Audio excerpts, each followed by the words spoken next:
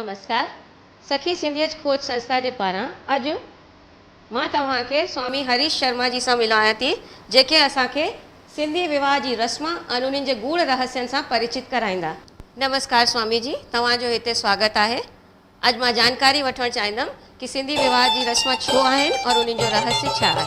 हाँ मूमलड़ी माणी दे शहजादी आणी दे, मूमलड़ी माणी दे शहजादी आणी दे, लहिलाऊं कुंज कुंवर सोला खीणा मिठी मूमलड़ी माणी दे, ओ मिठी मूमलड़ी माणी दे। महाराज स्वामी, मुंहिंजो पहिरियों सुवाल इहो आहे कि जंहिं महीने में माउ पीउ जो विहांउ थियल हूंदो आहे उन महीने में असां ॿारनि जे विहांउ जो मुहूर्त छो न कढाईंदा आहियूं, या जंहिं महीने में ॿार ॼायल हूंदा आहिनि उन महीननि में उन्हनि जे विहांउ जो मुहूर्त छो न निकिरंदो आहे। शुभ विवाह जे मुहूर्तनि जे बारे में इहा असां वटि परंपरा रही आहे त जंहिं महीने में माता पिता जो विवाह थियल हुजे उहे तारीख़ असां छॾे ॾींदा आहियूं ऐं साण साण इहो बि वीचार कंदा आहियूं त जंहिं महीने में ॿारनि जो अर्थात शादी कंदड़ छोकिरे ऐं छोकिरीअ जो जनमु थियो हुजे उन महीने खे असां टारे छॾींदा आहियूं, उन महीने में ॿारनि जो विवाह जो मुहूर्त निश्चित न कंदा आहियूं।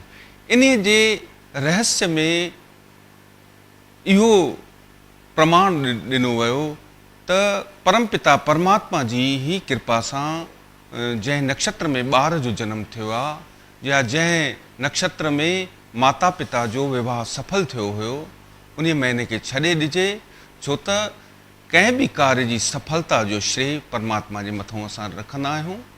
त जंहिं महीने में माता पिता जो शुभ विवाह थियो उहो ईश्वर जी कृपा सां संपन्न थियो ऐं साण साण जंहिं नक्षत्र में जंहिं ॾींहं ते परमपिता परमात्मा हिननि ॿारनि खे जनमु ॾिनो आहे उहो ईश्वर जो निश्चित कयल मुहूर्त हुयो, पर असां जेको हे विवाह जो मुहूर्त निश्चित कंदा आहियूं इहो असां पंहिंजी मर्ज़ीअ सां पंहिंजे सेणनि जे सां हंडाए करे रखंदा आहियूं त परमात्मा जी मर्ज़ी ऐं असांजी मर्ज़ी अर्थात परमात्मा ऐं हिन मनुष्य में तमामु फ़र्क़ु आहे। इन मर्यादा खे ध्यानु रखंदे हूंदे जंहिं महीने में ॿारनि जो जनमु थींदो आहे उन महीने खे टारे छॾींदा आहियूं। साण साण इहो बि वीचार कंदा आहियूं त जंहिं महीने में माता पिता जो शुभ विवाह थियल हुजे उन विवाह जे महीने खे बि असां छॾे करे ॿारनि जो शुभ विवाह जो मुहूर्त असां सुनिश्चित कंदा आहियूं। स्वामी जी, मुहूर्त खां पोइ पहिरियों सवण जेको असां विहांउ में कंदा आहियूं उहो सवण आहे बुकीअ जो सवण। असां चाहींदासीं कि तव्हां असांखे जानकारी ॾियो कि बुकी जे सवण जो कहिड़ो महत्व आहे और इहो छो शुरूआत में कयो वेंदो आहे। जहिड़े नमूने बुकीअ जे बारे में तव्हां पुछो त स्पष्ट आहे त बुक जो ई माना थींदी आहे अंजुली। त बुकी असां शुभ विवाह जे पहिरें सुगन जे रूप में इन करे बुकी विझंदा आहियूं त अन्न जेको असां इहो पवित्र असां हिन उखरीअ में अॼु विझूं था या जंड में विझूं था उहो अॼु असां पवित्र हथनि सां हिन बुकनि जे द्वारा पयल अन्न जे द्वारा देवताउनि जो पूजन कंदासीं, साठ सुगन कंदासीं। इहो अन्न ॿिए कंहिं कार्य में प्रयुक्त न थींदो, देवनि जे ई संबंध में इहो उपयोग में आणियो वेंदो। इन करे विशेष प्रतिष्ठा करे बुकी जे रूप में असां इहो सुगुन सभिनी खां अॻु में कंदा आहियूं। स्वामी जी, आम जीवन में पाण हिक ॿिए खे वाधाई ॾींदा आहियूं ऐं वठंदा आहियूं ख़ुशी जे मौक़े ते, पर विहांउ जे टाइम ते वाधाई ॾियण और वठण जो स्पेशल ॾींहुं अतिथि निश्चित कई वेंदी आहे, उन जो कहिड़ो महत्व आहे। जहिड़े नमूने वाधाई जी परंपरा असां वटि आहे शुभ विवाह में, वाधाई जो मतिलबु आहे त असां कंहिं ख़ुशीअ जे मौक़े ते असां ख़ुशियुनि जूं वाधायूं ॾियूं, अर्थात उन्हनि जी ख़ुशीअ में असां बि शामिल थी करे असां उन जा हिसा बणिजूं। हाणे प्रश्न आहे त शुभ विवाह में वाधाई छो वठिबी आहे। इते असां तव्हांखे इहो ख़ासि करे ॿुधाईंदासीं त वाधाई ॾियण जो शुभ विवाह में सभिनी खां वधीक तरजीह ॾिनी वई कन्या पक्ष खे ऐं साण साण असां सिंधी परंपराउनि में इहा पक बि करे मञियो वियो त अॼोके ॾींहुं ई विवाह जो कार्य संपन्न थियणो आहे। त सभिनी खां अॻु में कन्या खे असां तरजीह ॾिनीसीं, कन्या पक्ष वारनि खे, कि उहे शुभ विवाह जो शुभ सुगुन जे रूप में वाधाई खणी अचनि ऐं अची करे हिते ॾियनि सभिनी पंहिंचनि जे अॻियां, मिटनि माइटनि जे अॻियां ऐं साण साण असांजे सभिनी महिमाननि जे अॻियां। उन में ॾियनि छा?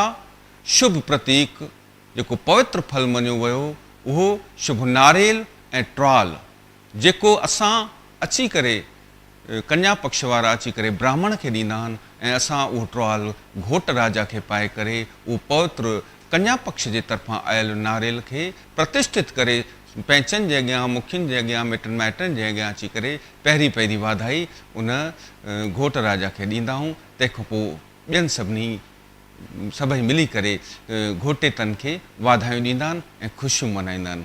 हिंदुस्तानी परंपरा में इन खे तिलक बि चइबो आहे। वाधाई जी इम्पोर्टेंस त सम्झ में अची वई। असां शुरूआत कंदा आहियूं ॾेव धामण सां ऐं खूंबे जे सवण सां। इन्हनि जो कहिड़ो महत्व आहे, इन जी कहिड़ी इम्पोर्टेंस आहे या रोल आहे, इहो थोरो स्पष्ट कंदा। वाधाई खां पोइ खूंबो थींदो आहे। सुगुन आयो खूंबे जो सुगुन। खूंबो छा थींदो आहे? खूंबे खे असां सिंधी भाषा में ॻाढ़ो रंग चवंदा आहियूं, गुलाबी रंग चवंदा आहियूं। इहो शुभता जो प्रतीक आहे ॻाढ़ो रंग जेको खूंबो। 7 सुहागणियूं मिली करे असां विवाह जे लाइ प्रयुक्त थियण वारा जेके बि शुभ वस्त्र आहिनि घोट जा या कुंवार जा, उहे रंगींदा आहियूं शुभ रंग में। इहो मांगलिक प्रतीक आहे ॻाढ़ो रंग, गुलाबी रंग। सो उहो खूंबो असां कुझु शुद्ध वस्तु खणी करे उखरी मोहरे में विझी करे असां 7 सुहागणियुनि खे गॾु करे ब्राह्मण जे द्वारा मंत्रनि सां आवाहन करे असां देवताउनि खे ऐं गणेश भॻवान खे सभिनि जे अॻियां उहे कुटींदा आहियूं। हाणे इहो कुटण जो छा मतिलबु आहे सो तव्हांखे ॼाण ॾियूं त जेकॾहिं असां कोई सुठी शइ कुटींदासीं त उन जी सुगंध वातावरण में ज़रूरु ईंदी। जेकॾहिं कोई दुर्गंध वारी शइ असां कुटींदासीं त उन जी दुर्गंध वातावरण में अवश्य फैलंदी। सो कुझु शुभ वस्तु पूजा जे योग्य अर्थात हरिद्रा, हैड्र, 7 गणियूं ऐं साण साण साई पीली जेका ईंदी आहे सरसों जंहिंखे असां सरियां चवंदा आहियूं ऐं पांवारी, इहे गॾु करे थोरो रंग विझी करे ॻुड़ विझी करे, छो त पीलो रंग भॻवानु विष्णु जी पीतांबर स्वरूप आहे। इहे सभु गॾु करे असां शुभ वस्तु उन में विझी करे 7 सुहागणियुनि सां मिली करे घोट या कुंवार जे द्वारा मिली करे इहो सुगुन कंदा आहियूं।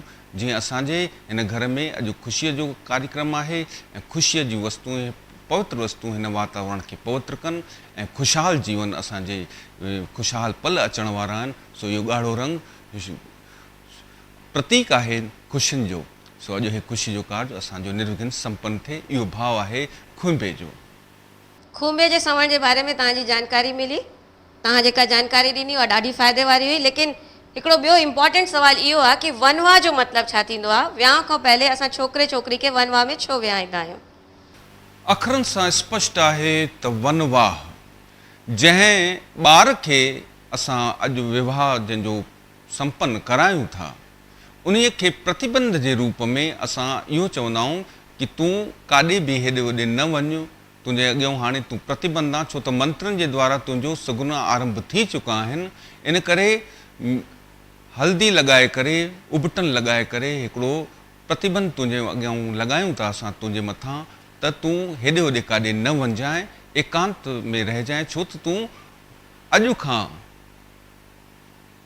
तूं पाणी ग्रहण संस्कार जे द्वारा गृहस्थ आश्रम में प्रवेश कंदे। तंहिंजे करे इहो गंभीर विषय आहे, घणेई दायित्व आहिनि। इन करे असां तोखे हिन प्रतिबंध में ॿधूं था, जंहिंखे नालो ॾिनो वियो वनवाह। स्वामी जी, अञा त इहा जानकारी न मिली कि असां ॾेव छो धामदा आहियूं। असां चाहींदासीं कि तव्हां उन जे बारे में थोरी जानकारी ॾियो। ॾेव छो धामबा आहिनि त मां तव्हांखे ॼाण ॾियां, ॾेवनि जो मतिलबु छा आहे, अर्थ छा आहे।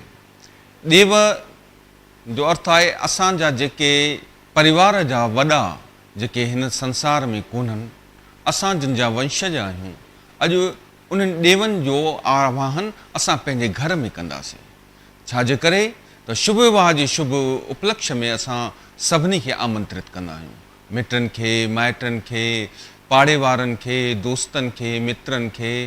पर जेके असांजा देव देव अर्थात असां जंहिंजा वंशज आहियूं, जेके संसार छॾे विया आहिनि, उहे उन्हनि खे यादि करण लाइ उन्हनि खे त ॿुधायोसीं कोन, त उहे नाराज़ थींदा आहिनि। इन लाइ विवाह कार्य खां अॻु में देवनि खे जो आवाहन कबो आहे त हे असांजा देवो देवो, असां तव्हांखे कोठियूं था। कोठण जो मतिलबु थींदो आहे आमंत्रित कयूं था, अॼु अचो ऐं अची करे असांजे घर में स्थापित थियो। तव्हांजे हिन ॿार जो अॼु शुभ विवाह आहे, हिन खे आशीर्वाद ॾियो, जीअं हे गृहस्थ आश्रम में प्रवेश करे तव्हांजे हिन वंश खे अॻिते वधाए ऐं साण साण हिन परिवार जो नालो रोशन थिए, सद्गुणी बणिजे, आशीर्वाद ॾियो ऐं तव्हां अची करे हिते अची करे पधारियो ऐं कोठिया अचिजो। चवंदा आहियूं कोठिया अचिजो, अण कोठिया न अचिजो। अर्थात तव्हां जॾहिं जॾहिं असां तव्हांखे आमंत्रित कयूं, नींड ॾियूं, तव्हांखे मनायूं शुभ वेलनि ते, तॾहिं ई तव्हां अची करे असांजे घर में पधारियो ऐं असांजी संतान खे आशीर्वाद ॾियो। तव्हां पितरनि देवनि देवनि जी कृपा सां असां सदैव अॻिते वधंदा रहूं। इहो भाव आहे देव धामण जो। स्वामी जी, तव्हां ॾाढी सुठी जानकारी ॾिनी कि असांखे कंहिं बि शुभ कर्म करण खां पहले देवनि खे आमंत्रित करणु चाहिए, छो कि बिना आमंत्रित किए असांजा देव असां वटि न ईंदा। तंहिंखां पोइ देव धामण खां पोइ असांजो सवण थींदो आहे जनरोड़ी जो ऐं एवं तेल जो। इन्हनि जो छा महत्व आहे, असां इहो सवण छो कंदा आहियूं, थोरी सी जानकारी असांखे इन जे बारे में बि ॾींदा। मां हिते स्पष्ट कयां त सुगुण, जंहिंखे असां सिंधी में सवण चवंदा आहियूं, उन जो अर्थ छा आहे। जहिड़े नमूने स्पष्ट आहे त शगुन यानी सुठा गुण जा ग्राही थियूं असां पूजा जे द्वारा ऐं शुभ कर्मनि जे द्वारा। त जनरोड़ी जी सुगुन हिकिड़ी प्रथा आहे असां वटि। उहा ईअं इन करे आहे त जेको बि छोकिरो या छोकिरी अॼु घोट या कुंवार बणिजी करे गृहस्थ आश्रम में प्रवेश करे थो, उहो अॼु प्रेरणा वठे देवनि जे अॻियां। कुझु दायित्व आहिनि गृहस्थ आश्रम जा। असांजो हे शरीर ठहियलु आहे अन्न सां हिन शरीर जी उत्पत्ति चई वई आहे। सो पवित्र अन्न जेको ॿुकीअ वारो हुयो, अॼु असां उन छोकिरे या छोकिरी जे द्वारा चंड में विझी करे पोइ मथां ॾीओ रखंदा आहियूं, साण साण बिस्किट बि रखंदा आहियूं। बिस्कुट छो रखबा आहिनि? अॻे ज़माने में घर में तयारु कयल ॻुड़ जो हिकिड़ो फुल्को या बुसड़ी उते रखंदा हुआ, मिठो पदार्थ घर जो, जेको असां देवनि खे ॾींदा आहियूं। सो उहो अॼु परिवर्तित थी चुको आहे बिस्कुटनि जे रूप में। उहे बिस्कुट बि रखंदा आहियूं, उन ते मिठो भोज्य पदार्थ आहे। साण साण ॾीओ रखी करे प्रतिष्ठित कयल चौमुखो, जेको ॾीवी जंहिंखे असां चवंदा आहियूं, उहो रखी करे उहो पवित्र 7 बुक छोकिरे या छोकिरीअ खां विझाईंदा आहियूं चंड में। पोइ मिली करे 7 सुहागणियूं उहे मिली करे उनखे हलाईंदियूं 7 दफ़ा ऐं उन मां हलाए करे असां उन छोकिरे ऐं छोकिरीअ खे गृहस्थ आश्रम जी शिक्षाउनि जे रूप में इहा प्रेरणा ॾींदा आहियूं देवनि जे अॻियां त जेकॾहिं चंड में अन्न विझिबो, जेकॾहिं हलाइबो न, तेसि ताईं अन्न जे रूप में, अटे जे रूप में उहो परिवर्तित न थींदो। जेसि ताईं अटो न थींदो तेसि ताईं उहो खाद्य योग्य न थींदो, खाइण जे योग्य न थींदो। अन्न असां खाईंदासीं, अन्न मां असांजो खून ठहंदो आहे, रक्त जो निर्माण थींदो आहे। रक्त निर्माण सां वरी अॻिते असांजा नवां नवां रिश्ता गृहस्थ आश्रम जे द्वारा नवां नवां जन्म थींदा आहिनि, मनुष्य शरीर जी सृष्टि थींदी आहे। अहिड़े नमूने इहो ॾींदा आहियूं असां उनखे प्रेरणा। साण साण कुझु कार्यनि में, इन कार्य में असां उन वर खे या उन न्याणीअ खे इहा बि शिक्षा ॾींदा आहियूं त अतिथि सत्कार ऐं दान करणु गृहस्थ आश्रम जो मुख्य दायित्व आहे। सो अॼु देवनि जे अॻियां तूं वॾा वॾा बुक भरे करे दान कर ब्राह्मण खे। सुभाणे तुंहिंजे दर ते तूं पंहिंजे घर जो मालिक हूंदे, तुंहिंजी हिकिड़ी गृहस्थी थींदी, दर ते आयल खे कॾहिं बि ख़ाली न मोटाइजांइ ऐं बुक भरे जीअं अॼु दान करे थो, सदाईं तुंहिंजा हथ दान में ईअं हलंदा हलनि। साण साण तुंहिंजो दायित्व आहे त तूं अतिथि सत्कार बि कर। अॼु महिमान तुंहिंजे दर ते आहिनि, तूं निमंदे झुकंदे शेवा कंदे ऐं त तुंहिंजा भाग भला थींदा ऐं तूं सदाईं हिकिड़ो निष्ठावान ऐं सुठो सदगृहस्थी बणिजी करे पंहिंजे वंश खे अॻिते वधाईंदे। तेल जो सुगुन इन खां पोइ थींदो आहे। तेल जो सुगुन छो थींदो आहे? सो मां ॼाण ॾियां त तेल जेको आहे पवित्र सरियां जो पीलो तेल, छो त पीलो रंग भॻवानु विष्णु जो पीतांबर स्वरूप आहे, उहो असां उन कंहिं कटोरे में काथे काथे रखंदा आहिनि, काथे काथे रखंदा आहिनि उन खे कढ़ाईअ में, त उन कढ़ाई में या में रखी करे या कटोरे में रखी करे तेल पवित्र जेको आहे असां उन शादी कंदड़ जोड़े खे, छोकिरी खे या छोकिरे खे लॻाईंदा आहियूं। हाणे उन लॻाइण जे पोयां छा रहस्य आहे, सो मां तव्हांखे ॿुधायां त तेल स्वभाव में चिकनो थींदो आहे, मुलायम थींदो आहे, चिकनो थींदो आहे, तिरकणो थींदो आहे। त इहो बि भाव आहे त हे तेल, हिन तेल जे लॻाइण सां हे छोकिरो या हीअ छोकिरी जेके अॼु शादी कंदा, विवाह कंदा, इहे पवित्र थियनि, इन्हनि जे मथां बुरियूं जेके इन्हनि जे मथां बुरियूं नज़रूं हुजनि उहे बि तिरकी पवनि, हे चरित्रवान बणिजी करे, सदगुणी बणिजी करे परमात्मा जी कृपा सां ऐं साण साण पंहिंजे वॾनि ॾेवनि देवनि जी कृपा सां हे शरीर हिननि जो पवित्र थिए, हिननि जो मन पवित्र थिए, छो त हे पवित्र गृहस्थ आश्रम में अॼु प्रवेश कनि था। ॾाढो सुठो स्वामी जी, तव्हां ॾाढी सुठी जानकारी ॾिनी। पर हाणे इन खां नेक्स्ट स्टेप इहो आहे कि वियांह खां अॻु में छोकिरे या छोकिरी जी माउ ॾीए जी वटि खणी करे छोकिरे या छोकिरी जे मथां 3 दफ़ा घुमाईंदी आहे ऐं तंहिंखां पोइ छोकिरे या छोकिरी खां ॾीए खे भञवायो वेंदो आहे। त अहिड़ो छो कबो आहे, इन जे पुठियां कहिड़ो रहस्य आहे, थोरो इन खे स्पष्ट कंदा स्वामी जी। 7 सुहागणियुनि जे द्वारा वर ऐं वधू जेके शादी करण वारा आहिनि अॼु, उनखे तेल लॻाए करे पवित्र करण जी ॻाल्हि मां तव्हांखे ॿुधाई। साण साण 3 जेके बत्तियूं हूंदियूं आहिनि उहे गिह में भरे करे असां उन जे मथां इन लाइ घुराईंदा आहियूं छो त अॼु श्रृंगार थींदो, घोट राजा जो बि ऐं कुंवार जो बि, जेके अॼु शादी कंदा, सुहिणो करे सुठे नमूने उन्हनि खे तयारु करे श्रृंगार कराईंदासीं। अॼु मतां उन्हनि जी सूंहं ॾिसी करे कंहिंजी आह न निकिरे या कंहिंजी नज़र इन्हनि खे न लॻे, इन भावना सां सुबती उबती सुबती उबती ईअं कराए घोराए करे जीअं इन्हनि जे मथां उहा नज़र लही वञे ऐं हिननि जो कोई वार विंगो न थिए। ॾेवनि जे अॻियां असां इहो कार्य कराईंदा आहियूं ऐं ॾीओ बि भञाईंदा आहियूं वटि रखी करे, उहो इन भावना सां त जेकॾहिं हिन जे मथां अहिड़ी काई नज़र लॻी वई हुजे बि त उहा बि अॼु हिते भंजी पए, ख़तमु थी वञे, नष्ट थी वञे। ऐं हे असांजो जेको शादी कंदड़ वर आहे या शादी कंदड़ असांजी इहा न्याणी आहे, इहा शुद्ध नमूने सां शुभ विवाह जे कार्यक्रम में शामिल थी करे गृहस्थ आश्रम में प्रवेश कनि। तेल जे सवण जे बारे में पाण ॻाल्हायो, तव्हां जानकारी ॾिनी, पर हिकिड़ी ॻाल्हि अञा ताईं न सम्झ में आई कि कुझु परिवारनि में मंगलवार एवं शनिवार जो ॾींहुं तेल जो सवण छो न कयो वेंदो आहे। मंगल ऐं छंछर खे असां परिहार कंदा आहियूं। उन जे पोयां इहो तथ्य आहे त मंगल ऐं शनिवार ते विशेष करे देवताउनि जे मंदरनि में देवताउनि खे तेल अर्पित कयो वेंदो आहे। मंगल ते भॻवानु बजरंग बली जे मथां तेल सिंदूर जो दान थींदो आहे, शनिवार ते शनिदेव भॻवान ते तेल चढ़ंदो आहे। सो असां इहा मर्यादा रखंदा आहियूं त अॼु असां जंहिंजो विवाह करे रहिया आहियूं, जेकॾहिं अगरि मंगल जूं 60 सुगुन इहे तेल यादि कयूं था त भॻवानु बजरंग बली जो अपमान थींदो। जेकॾहिं असां शनि जे ॾींहुं कयूं था त शनि भॻवान सां ऐं असांजी तुलना थींदी। देवताउनि ऐं मनुष्यनि में फ़र्क़ु आहे। देवताऊं पूज्य आहिनि, असांजे द्वारा पूजित आहिनि।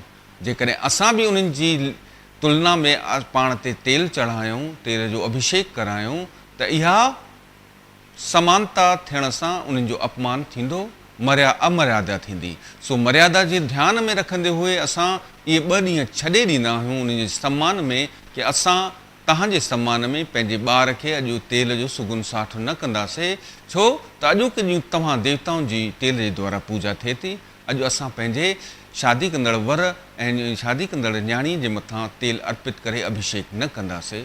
इहो भाव आहे, इहो सम्मान आहे धर्म जे नाते। इन करे असां इहे 2 ॾींहं छॾे ॾींदा आहियूं। स्वामी जी, हिन जानकारी जी प्रक्रिया खे थोरो अॻिते वधायूं। और मुंहिंजी जानकारी चए थी कि दूल्हे जो श्रृंगार जेको थींदो आहे, घोट जो जेको श्रृंगार थींदो आहे, उहो मुकुट सां थींदो आहे। पर घोट खां मुकुट खे छो लिकायो वेंदो आहे और ॾिख छो थींदी आहे और ॾिख जो कहिड़ो महत्व आहे, थोरो उन जे बारे में जानकारी ॾींदा। ॾिख जे संबंध में तव्हां ॻाल्हि पुछी त विवाह कार्य में घोट जे श्रृंगार जे रूप में ॾिख जो आयोजन कयो वेंदो आहे। इन आयोजन में असां मुकुट जी प्रतिष्ठा करे असां घोट खे सुहिणे नमूने मथे ते स्थापित कंदा आहियूं। विष्णु रूप सम्झी करे असां उन मुकुट खे घोट खे मथे ते पाईंदा आहियूं।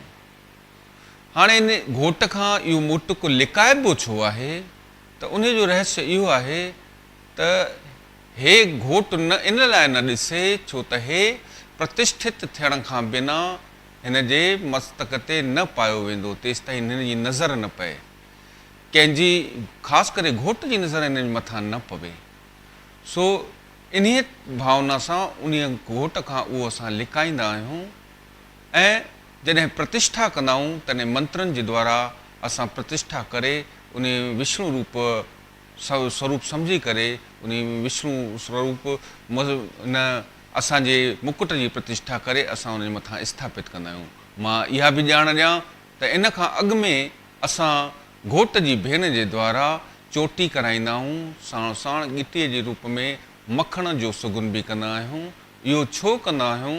इन करे कंदा आहियूं त हिंदू धर्म में जणिया ऐं चोटी इहे ॿ असांजा प्रतीक ॾिना विया आहिनि असांखे हिंदू धर्म में।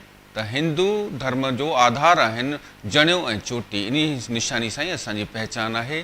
जणियो त असां वाधाई महिल ई असां घोट खे पाराए छॾींदा आहियूं ऐं चोटी जेको आहे ॾिख जे समय ते भेण उन जी कंदी आहे ऐं मखण चिकनो थींदो आहे, मुलायम थींदो आहे, पवित्र थींदो आहे। सो मखण जेको आहे उनखे चखाए करे असां इहो ईश्वर खां कृपा घुरंदा आहियूं त उनजो सुभाउ मिठड़ो हुजे, चिकनो हुजे ऐं सदाईं सुठो ऐं लावण्य में बणिजे ऐं गृहस्थ आश्रम में प्रवेश करे सुठे नमूने पंहिंजी गृहस्थी हलाए। ॾिख जी जा सभई 60 सुगुन पूरा करे असां जॾहिं तयारी कंदा आहियूं घोट खे ॼञ लाइ वठी हलण जी, त मां तव्हांखे ॼाण ॾियां हिकिड़ो रूमाल जेको आहे उनखे हथ में ॾिबो आहे पंहिंजे मुंहं ते रखण जे लाइ। उन जो सबबु इहो आहे त तुंहिंजे करे ई सभु मिट माइट महिमान पैंच ऐं सॼो तव्हांजो परिवार अॼु गॾु थियो आहे। तुंहिंजे विवाह जे आयोजन में सभई शामिल आहिनि। मतां ईअं न थिए छो त विवाह जो इहो मौक़ो जेको आहे उहो मज़ाक जो बि हूंदो आहे, ख़ुशियुनि जो बि हूंदो आहे ऐं घणेई माण्हू कुझु घटि वधि बि ॻाल्हाए सघंदा आहिनि। त महिरबानी करे तुंहिंजो इहो आयोजन तुंहिंजे लाइ थियलु आहे। सो महिमाननि उन जी असांखे जेको आहे मर्यादा रखणी आहे। अमर्यादित शब्दनि जो उपयोग नाहे करिणो। घड़ी घड़ी तोखे इहो रूमाल तोखे यादि ॾियारींदो त तूं पंहिंजी वाणीअ खे संयम में रख, कंट्रोल में रख। ईअं तुंहिंजे द्वारा कोई बि अहिड़ो अपशब्द कंहिं बि महिमान खे न निकिरे ऐं न चवणो पए। इन मर्यादा जे ध्यान में रखंदे हूंदे असां उन घोट खे इहो रूमाल बि ॾींदा आहियूं। स्वामी जी, घोट जो श्रंगार त असां कयोसीं, हाणे असां शिफ्ट कंदासीं क्वार्तनि ॾे।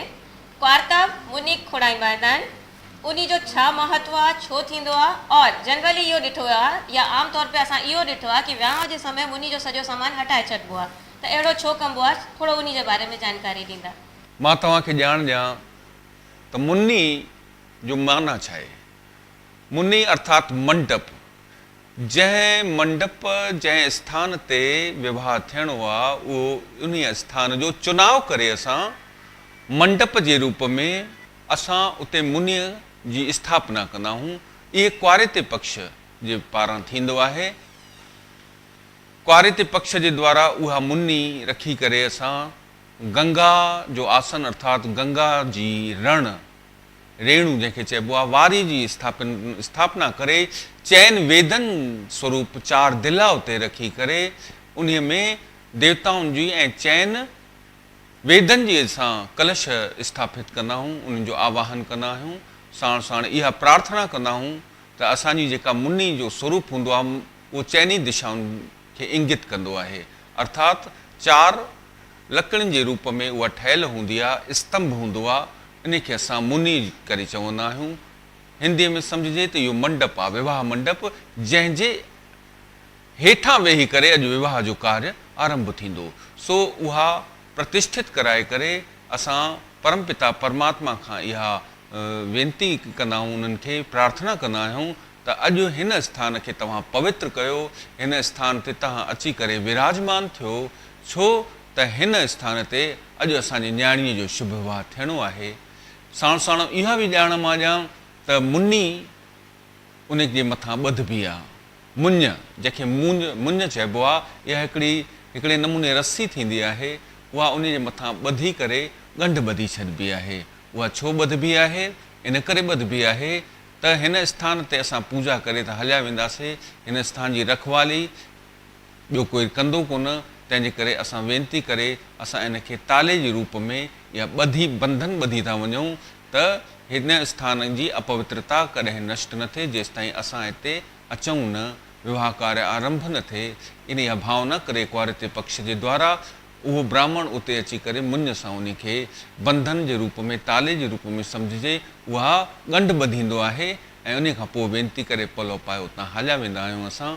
मां मुनीअ जी पूजा ऐं उनजी सामग्री जे मथां रोशनी विझंदे तव्हांखे इहो ॿुधायां त उहे जॾहिं दिला स्थापित कबा आहिनि, आवाहन कबो आहे देवताउनि जो, त सामग्री जे रूप में असां वटि हैड्र, अटो, चांवर, पान जा पन, गुल, रुपयो, इहे सभु कारी ड्राख बि गॾु हूंदी आहे। इहे सभु उन में असां वटि सामग्री गॾु कंदा आहियूं। साण साण मुनीअ जे मथां असां रखंदा आहियूं तॾी अर्थात आसनी, जंहिं आसन ते घोट कुंवार खे विहारणो आहे। साण साण तॾीअ सां गॾु असां विञणो बि रखंदा आहियूं। विञणे सां गॾु कुआरितनि जे पारां आयल चड़ा थींदा आहिनि, अर्थात खुंबे कलर में सॻियुनि जे रूप में शुभ, जंहिंखे चइजे कलाई जे रूप में असां चइनी दिशाउनि खे बंधन ॿधंदा आहियूं। अहिड़े नमूने उहो शुभ बंधन ॿधी करे, जंहिंखे असां चड़ा चवंदा आहियूं पंहिंजी भाषा में, उहे ॿधंदा आहियूं। पोइ पूजन आवाहन करे कुआरिते पक्ष जे यानी छोकिरे जे भाउ जे द्वारा पूजन कराईंदा आहियूं ऐं अटो ऐं हैड्र ॻोहे करे सॼो पूजन कराए कलश में सभु सामग्रियूं विझराए करे पंचोपचार पूजन करे पोइ रुपयो विझाए करे साण साण उन कलशनि जे मथां जेके ढक हूंदा आहिनि उहे ढक उबता करे पोइ लिंबाईंदा आहियूं असां पवित्र हैड्र मिलियल पवित्र अटे सां, जेको ॻोथल हूंदो आहे। अहिड़े नमूने उहो पूरो पको असां बंदि कंदा आहियूं। तंहिंखां पोइ मां अॻु में बि ॿुधायो, मुञ जे रूप में उन में बंधन ॿधी करे पलव पाए वेनती कंदा आहियूं त प्रभु हिन स्थान खे अॼु पवित्र कयो, हे मंडप पवित्र थिए ऐं हिन स्थान ते असांजी न्याणीअ जी शुभ विवाह निर्गुण रूप में संपन्न थिए। इहो ई भावना आहे मुनि जी, इहे मुनि जी सामग्रियूं ऐं पूजा जी इहा ई प्रक्रिया आहे, परंपरा आहे ऐं दायित्व आहे असांजो ऐं भावना सां इहा असां कंदा आहियूं। स्वामी जी पाण ॾिख बि कई, मुनी बि खोड़ाई, तंहिंखां पोइ असांजी ॼञ निकिरंदी आहे, ॼञ पुॼंदी आहे दरवाजे ते। जॾहिं ॼञ दरवाजे ते पुॼंदी आहे त छोकिरीअ जी माउ छोकिरे खे ॾीवी सां स्वागत कंदी आहे और थोरा चांवर विझी करे स्वागत कंदी आहे, स्टेज ते पुॼाईंदी आहे और स्टेज ते माउ और छोकिरे जो सालो टीको लॻाए करे स्वागत कंदा आहिनि। त इन रस्म जो कहिड़ो महत्व आहे, इहा रस्म असां छो कंदा आहियूं? मां तव्हांखे ॼाण ॾियां त ॼञ पहुचण खां पोइ जहिड़े बि वाहन में, अॻे त घोड़े ते चढ़ंदो हो घोट, अॼुकल्ह कारियुनि में अची करे सभिनी खां पहिरियों कुंवार जी माता ॾीवी खणी ईंदी आहे। उन ॾीवीअ जी थाली में दीपक हूंदो आहे, जंहिंखे असां ॾीवी चवंदा आहियूं, चैन भातियुनि जो हूंदो आहे, उहो बि 60 सुगुन उते बि थियल हूंदा आहिनि ऐं पवित्र उहा ॾीवी ॾेवनि जी हूंदी आहे। उहा खणी करे चांवर खणी करे अची करे सभिनी खां पहिरियों उहे वर्षा कंदी आहे उन छोकिरे जे मथां, घोट राजा जे मथां। हाणे इहो वॾो उत्तम असांजी संस्कृति आहे त घोट जी माउ जेका आहे उहा कुंवार जे लाइ ससु जे रूप में माता ई मञी वेंदी आहे ऐं छोकिरे जे लाइ उन जी थियण वारी घरवारी जी माता अर्थात ससु उहा बि माउ जे रूप में आहे। माउ ॿारनि जो सत्कार बि कंदी आहे, प्यार बि कंदी आहे, मनोहार बि कंदी आहे, सो पवित्र थींदी आहे माता जे रूप में। अॼु पहिरियों उहा ईंदी, उहा हिन जे मथां वर्षा कंदी हिननि अक्षतनि जी जेके पवित्र पूजा थियल आहिनि, तंहिंखां पोइ वठी करे ईंदा आहिनि जिते ॼञ लहंदी आहे, अची करे स्थान ते विराजमान कंदा आहिनि। गॾु गॾु इहो बि मां तव्हांखे ॼाण ॾियां त इन मौक़े ते असां कुंवार खे जेको आहे दर्शन कराईंदा आहियूं घोट राजा जो। उहो छाजे करे कराइबो आहे? छो त विष्णु रूप बणिजी करे असां घोट जो श्रंगार कयोसीं। अॼु उहो पंहिंजी बारात खणी करे तव्हांजे दर ते पहुतो आहे।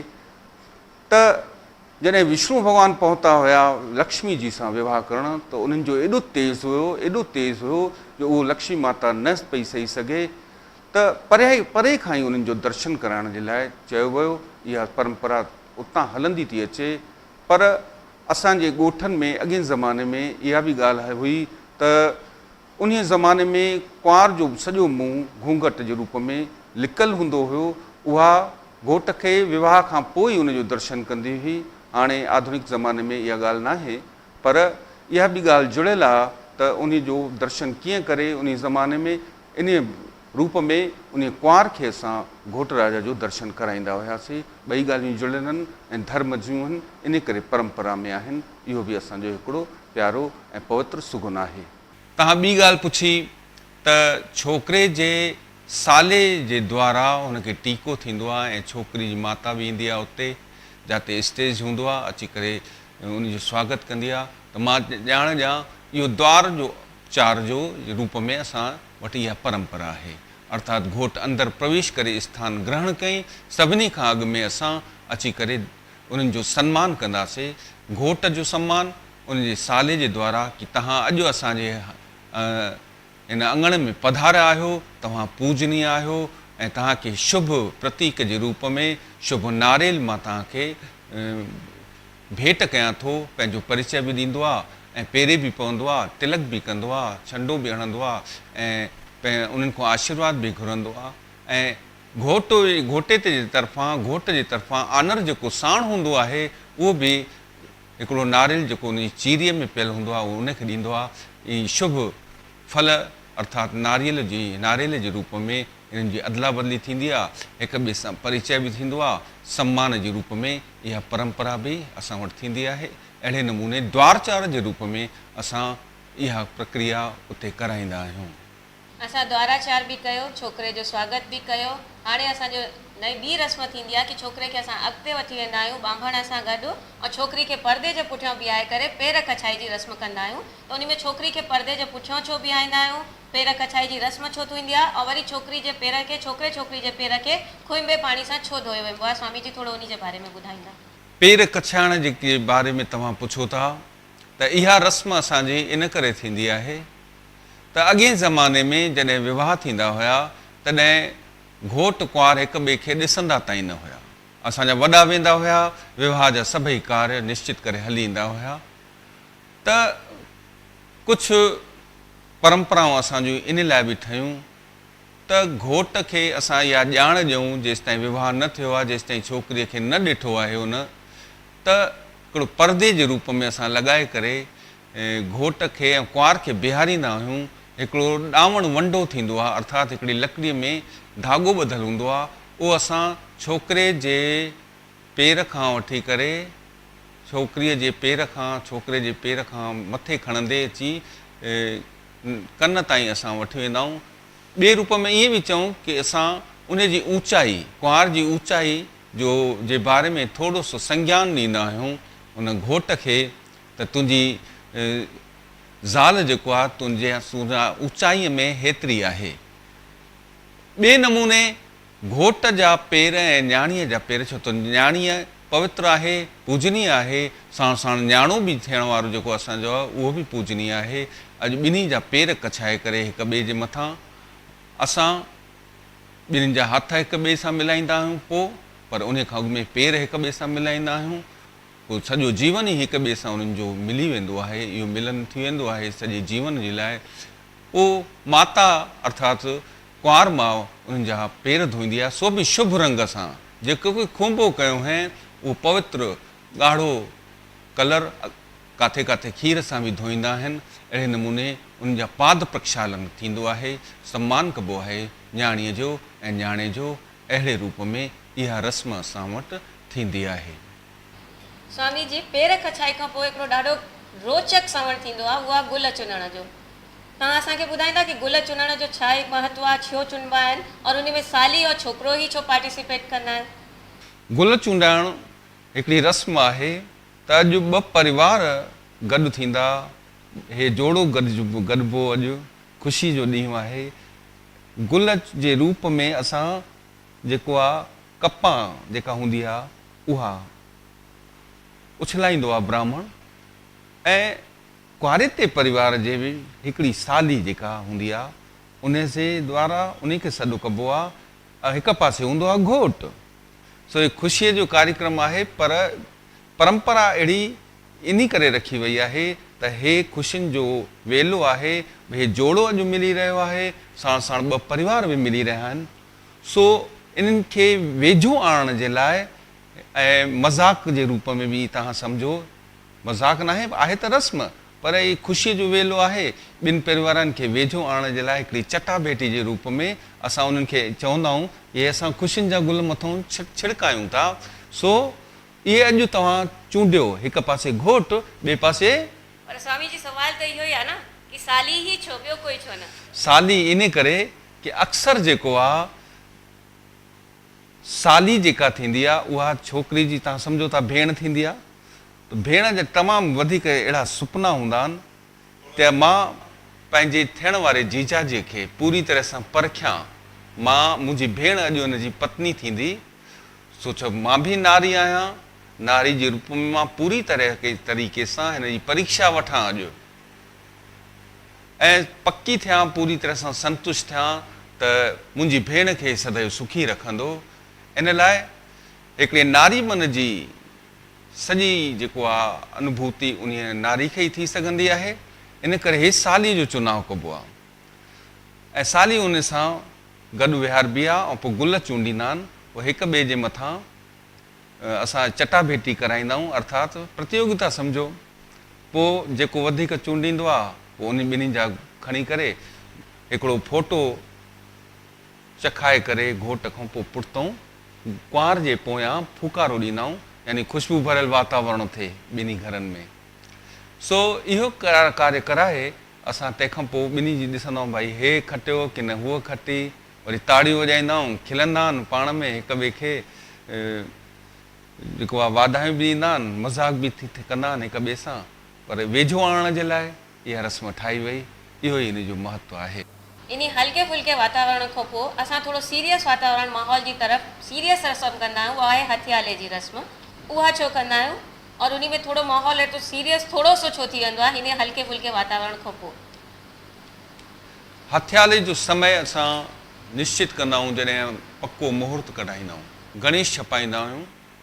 उन में कंहिं नक्षत्र में कंहिं लग्न में विवाह आरंभ थियणो आहे, उन आरंभ काल जी जो समय असां अंकित कंदा आहियूं उन मुहूर्त में। उन मुहूर्त में उहो अंकित कबो आहे जंहिंखे हथियाले जो अर्थात हस्त मेलाप जंहिंखे चइबो आहे। वाधाई में आयल हिकिड़ो रुपयो बि थींदो आहे, तेह जी ॻोथरी थींदी आहे, उन तेह जी ॻोथरी में रुपयो पियल हूंदो आहे ऐं कुझु शुभ वस्तु हूंदियूं आहिनि।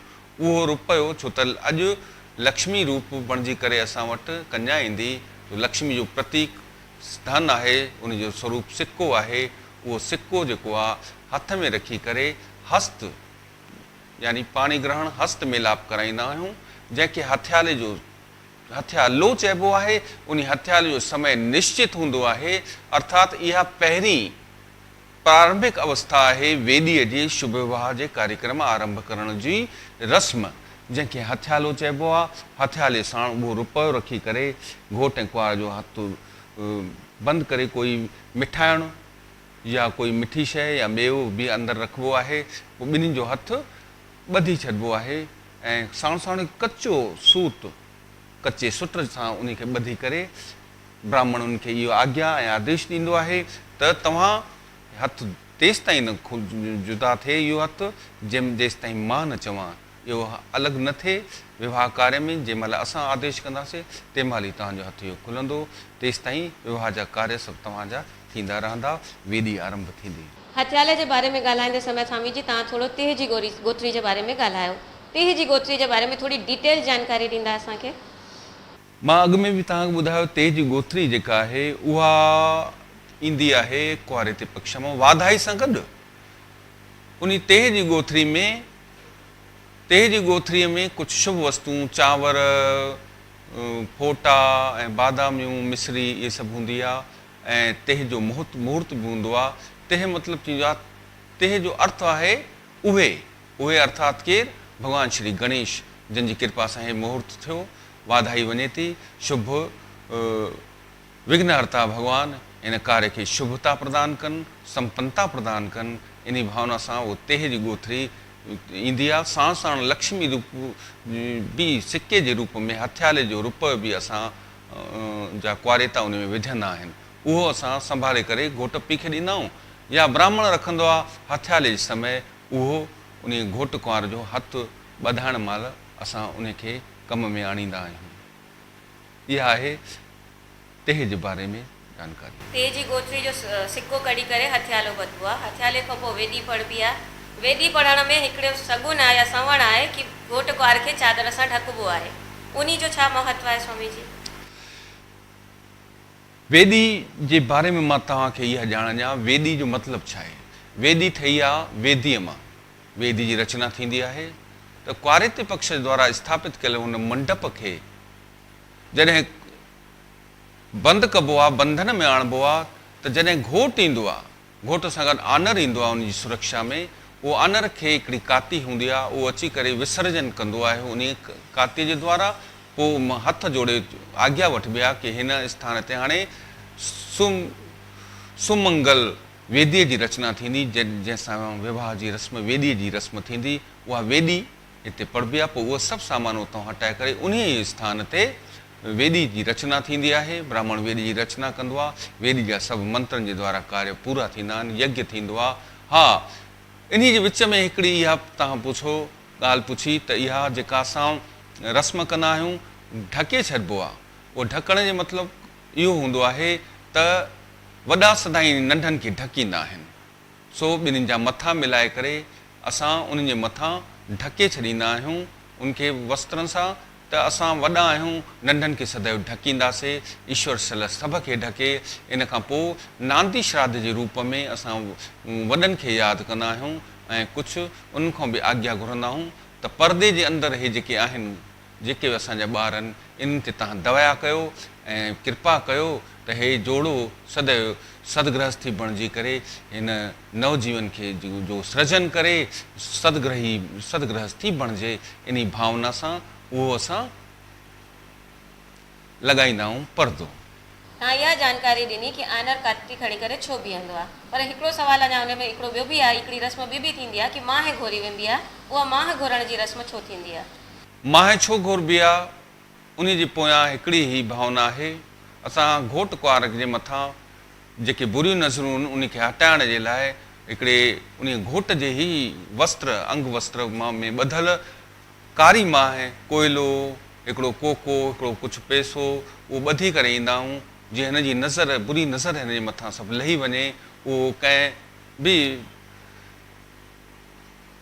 उते उपस्थित सिंधी भाउर न, पर जेके उते कर्मचारी हूंदा आहिनि उन्हनि खे सॾु कबो आहे। असां इन लाइ उनखे सॾु कंदा आहियूं कि उहे बि असांजे हिन शुभ विवाह में शामिलु थियनि। सो उहे घोरींदा आहिनि जीअं उन्हनि खे कोई नज़र वार विंगो न थिए। उहो घोरे करे पोइ हिते उछलाइबो आहे। कुझु दक्षिणा स्वरूप घोट पीउ खां उनखे ॾियारबो आहे। इहा सुरक्षा प्रदान कंदा आहियूं असां घोट कुंवार खे, जीअं उहे सदैव ख़ुशि रहनि ऐं सुठे नमूने गृहस्थ आश्रम हलाईंदा रहनि।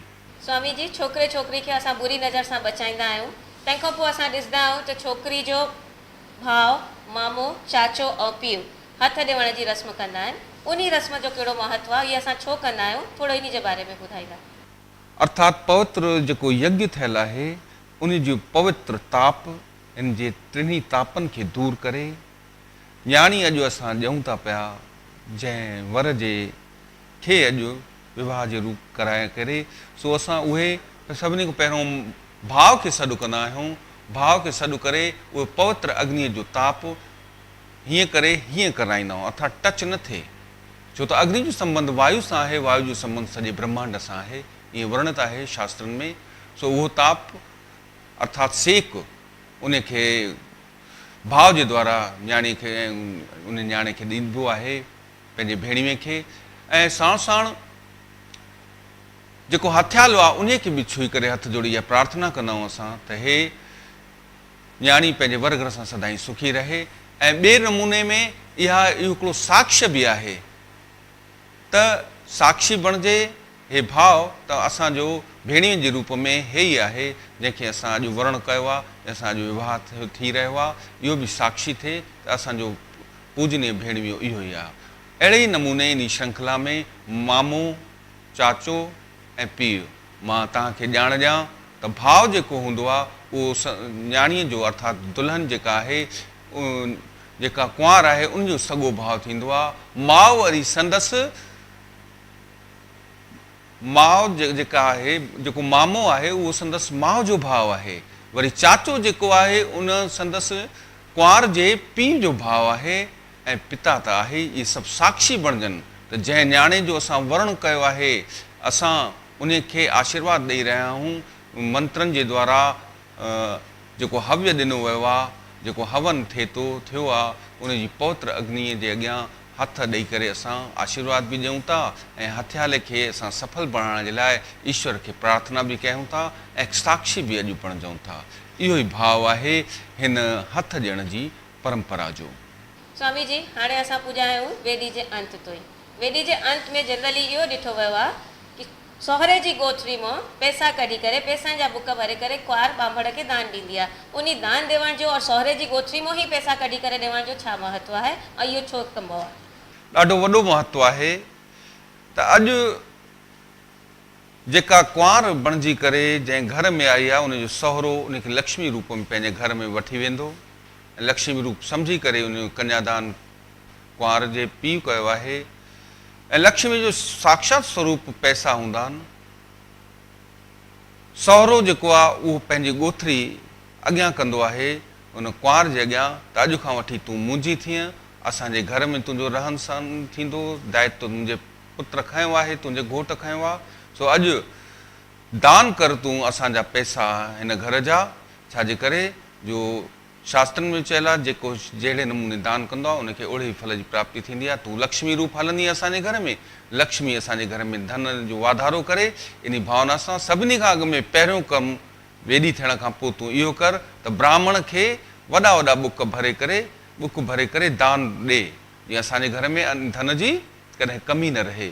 इहो ॾाढो वॾो महत्व आहे हिन सुगन जो जेको विवाह जे अंत में, वेदी जे अंत में असां ब्राह्मण कराईंदा आहियूं। वियांह त थी वियो स्वामी जी, वियांह जी रस्मां बि असां ॼाणे वरितियूं। वियांह खां पोइ छोकिरी जी विदाई थींदी आहे, छोकिरो कुंवार वठी घर ईंदो आहे, सभु बाराती वापसि ईंदा आहिनि। घर जो मुख्य द्वार जेको हूंदो आहे उन जी कुंडी छोकिरी खां खुलवाई वेंदी आहे और उन मुख्य द्वार जे साम्हूं हिकिड़े दिले में सिक्को पियो हूंदो आहे जेको कि छोकिरी कढी करे सहुरे खे ॾींदी आहे। त उहो सिक्को छोकिरी कढी करे सहुरे खे ई छो ॾींदी आहे और दर जो कुंडी उहा ई छो खोलंदी आहे? इन जो पुठियां कहिड़ो गूढ़ रहस्य आहे पंडित जी? जॾहिं कुंवार पंहिंजे साहुरनि में ईंदी आहे तॾहिं जेको आहे सभिनी खां अॻु में दर इन लाइ खोलाइबो आहे उन खां त ॾियारी में जहिड़े नमूने असां लक्ष्मी आगमन जे लाइ विशेष तयारियूं कंदा आहियूं, हे बि लक्ष्मी रूप बणिजी करे असांजे घर में आई आहे अॼु। सो पवित्र आहे ऐं सभिनी खां अॻु में इन धन लक्ष्मी जे रूप में असांजी नुंहुं जेका आहे सभिनी खां अॻु में प्रवेश करे ऐं छो त पवित्र मंत्रनि जे द्वारा वेदी कराए करे असां हिनखे घर में वठी आया आहियूं ऐं धन जे रूप में लक्ष्मी रूप बि चऊं था असां हिनखे। सो इहा लक्ष्मी असांजे घर जो मुख्य द्वार खोले जीअं असांजे घर में सुख समृद्धि शांती ऐं ख़ुशहालता सदाईं बणी रहे। इन भावना सां असां उनखे दर खोलाईंदा आहियूं। हाणे दर खोलण खां अॻु में सभिनी खां पहिरां हिकिड़े घड़े में हिकिड़ो उहो ई लक्ष्मी रूप स्वरूप सिक्को हूंदो आहे जेका कढी करे इहो सम्झो कि देवताउनि जे प्रसाद जे रूप में, लक्ष्मी जे प्रसाद जे रूप में अॻु में सौंपींदी आहे, ॾींदी आहे पंहिंजे सहुरे खे त हे बरकत जो रुपयो तव्हां पाण सहेजे करे रखो, जेको तव्हांजे घर में बरकत आणे, सदाईं लक्ष्मीअ जो वास थिए हिन घर में। इन भावना सां उहो रुपयो पंहिंजे पिता स्वरूप सहुरे खे ॾेई करे इहा रस्म पूरी कई वेंदी आहे। ॾाढो सुठो। असां नुंहं जो लक्ष्मी जे रूप में स्वागत कयो, उन खे अंदरि वठी वेंदा आहियूं। तंहिंखां पोइ हर रिश्तेदार उन सां लूणु मुआईंदो आहे। उन लूणु मुआइण सां छा थींदो आहे और इहो लूणु छो मुआइबो आहे? लूणु मवाइण जो हिकिड़ो ई अर्थ आहे त लूणु जेको आहे उहो समुंड जे द्वारा ठहंदो आहे ऐं समुद्र जेको आहे उहो विशाल आहे, अति गंभीर आहे, साण साण सदैव हिन संसार में रहंदो आहे। चवंदा आहिनि जॾहिं प्रलय बि थी वेंदी आहे तॾहिं बि समुद्र जलमय हूंदो आहे, सॼो संसार जल हूंदो आहे, अर्थात अटल आहे, उहो क़ाइमु रहंदो आहे। त घर में जेका नुंहुं आई आहे उन सां सभिनी जो हाणे परिचय बि थिए ऐं सभिनी सां रिश्तो अटूट बि थिए, अडिग थिए, इहो अटूट थिए। जीअं समुद्र जो जल अटल थींदो आहे, सदैव हूंदो आहे, तीअं हिन जो रिश्तो असां सां अटूट रहे। इन भावना सां पंहिंजो लूणु हुन जे हथ में, हुन जो लूणु पंहिंजे हथ में। लूणु जेकॾहिं घुलिजी वेंदो आहे पाणीअ में त उहो कढी न सघिबो आहे, खंडु जीअं घुलिजी वेंदी आहे पाणीअ में त उहा कढी न सघिबी आहे। सो अहिड़े नमूने सां घुली मिली वञूं हिक ॿिए सां, इहो भाव आहे हिन लूणु मवाइण जो, घर जे हर हिकु सदस्य सां नातो जोड़ण जो। इहो नातो शल सदैव क़ाइमु रहे। ॾाढी सुठी जानकारी ॾिनी स्वामी जी तव्हां असांखे। हिकु हिकु परंपरा, हिकु हिकु रस्म, हिकु हिकु सवण जे पुठियां छा गूढ़ रहस्य आहे उन जे बारे में सॼी जानकारी ॾिनी जेका कि असांखे न ख़बर हुई। उन जे करे तव्हांखे लख लख धन्यवाद। धन्यवाद, नमस्कार।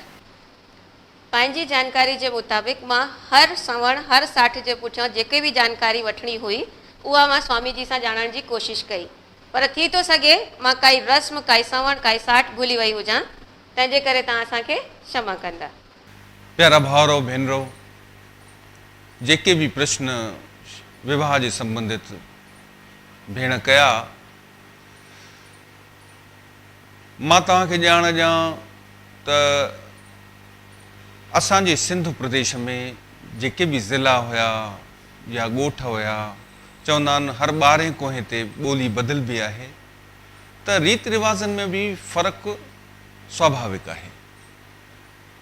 त थी सघंदो आहे कुझु शहरनि में रहंदड़ असांजे जेके सिंधी भाउर हुया, जीअं हैदराबाद थी या अहिड़े नमूने कराची थी या सखर थियो, इहे असांजा हितां जा रहंदड़ जेके बि भाउर हुया, उन्हनि जे रीति रिवाजनि में थोरो घणो अंतर अचणु स्वाभाविक आहे। थी सघंदो आहे अंतर अचे, पर जेकॾहिं आधारभूत ॾिसिजे त सभिनी रस्मुनि जो हिकिड़ो ई अर्थ आहे, उहो काफ़ी कुझु मिले बि अथो, पर काथे काथे इन में फ़र्क़ु अची बि सघंदो आहे। इन ॻाल्हि खां कॾहिं बि असां पोइ ते न हटी सघंदासीं। असां स्वीकार कयूं था त फ़र्क़ु अवश्यंभावी आहे।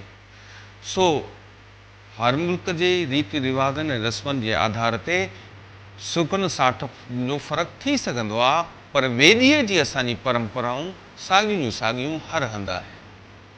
सो सभई असां मिली जुली करे इन रीतियुनि खे हलाईंदा अचूं ऐं इन्हनि जे अर्थ जे आधार में वञी करे सम्झूं त असां इन्हनि रस्मनि जे जो महत्व छा आहे, या ॼाण असांखे जॾहिं पए, संतुष्ट थियूं ऐं असां कंदा रहूं। असां पंहिंजी जनरेशन अर्थात पंहिंजे वंशजनि खे बि इहा ई ॼाण ॾींदा रहूं, जीअं उहे बि इहे इन रस्मनि जो मतिलबु सम्झनि।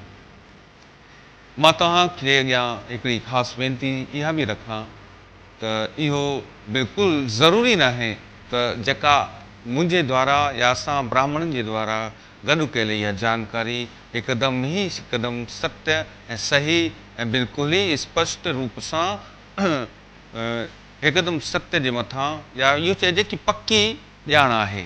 थी सघंदो आहे इन खां वधीक क्या ॿिया बि के विद्वान इन ते रोशनी विझी सघनि। सो इहो असां दावो बि नथा कयूं। इन लाइ तव्हां खां असां क्षमा प्रार्थी बि आहियूं। तव्हांखे जेकॾहिं अॻिते अञा बि सुठी जानकारियूं कंहिं भाउरनि खे कंहिं विद्वाननि खे हुजनि त उहे बि अची असां सां राय मशवरो करे असांखे ॾेई सघंदा आहिनि। उन्हनि जो स्वागत आहे।